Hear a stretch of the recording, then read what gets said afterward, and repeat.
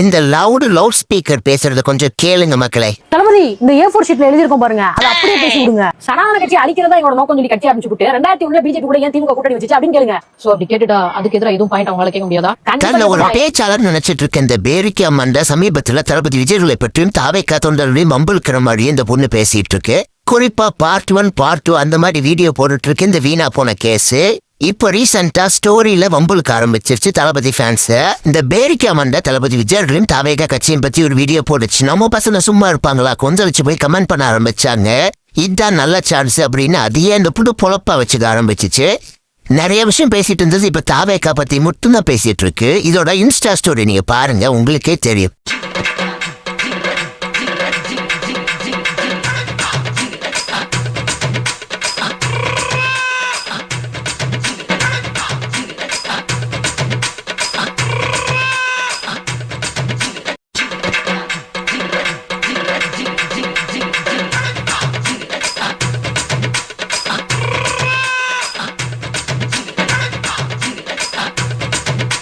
ஏன் உனக்கு இந்த வேலை?